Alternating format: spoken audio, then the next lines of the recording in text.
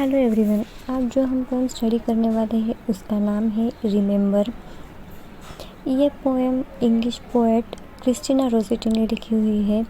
Christina एक Victorian age की बहुत ही फेमस पोएट है। ये पोएम पब्लिश की गई थी 1862 में। ये एक सोनेट है, इसमें 14 लाइन्स इंक्लूड है। अगर स्ट्रक्चर के बारे में बात करें तो इस पोएम का स्ट्रक्चर पेट्रार्चन सोनेट का है, जिसमें एक ऑक्टेव और एक सस्टेट है। इसका मतलब है, ऑक्टेव का मतलब होता है कि 8 लाइन्स का एक स्टांजा, और सस्टेट का मतलब होता है 6 लाइन्स का एक स्टांजा। इस पोएम के राइमिंग स्कीम है ABBA, ABBA, CDD, ECE। अगर पोएम के थीम के बारे में बात करें तो ये पोएम बेस्ड है लव, मेमोरी एंड ग्रीफ के ऊपर। रिमेंबर का मतलब होता है याद रखना।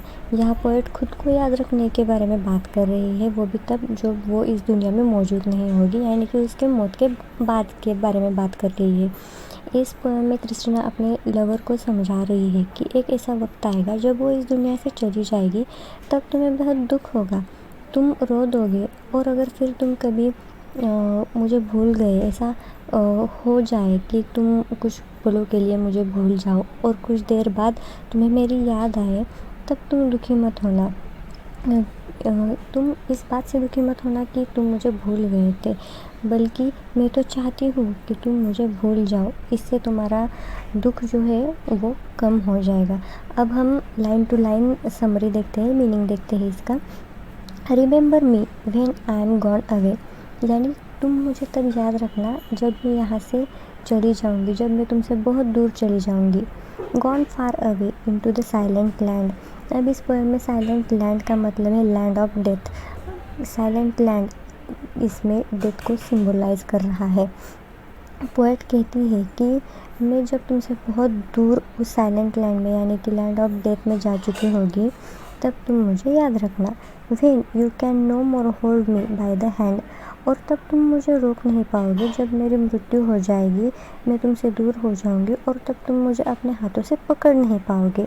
Nor I have turn to go yet turning stay, और ना ही मैं मुड़कर वापस तुम्हें देख पाऊँगी, न मैं तुमसे ये कह पाऊँगी कि मैं यहाँ रुकना चाहती हूँ, मैं अभी जाना नहीं चाहती, लेकिन जाना मेरी मजबूरी है, जिसे रोकना मेरे हाथों में नहीं है, क्योंकि मौत तो वैसे भी किसी के हाथों में होती है नहीं।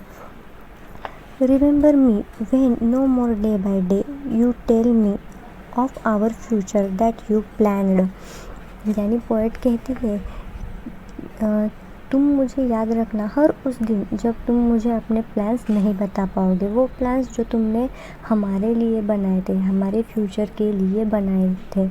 Only remember me you understand it will be late to counsel then और प्रे, यानी कि बस तुम मुझे याद रखना, याद करना जब तुम्हें पता चलेगा, या फिर तुम समझ जाओगे, या फिर तुम्हें समझना होगा कि अब देर हो चुकी है।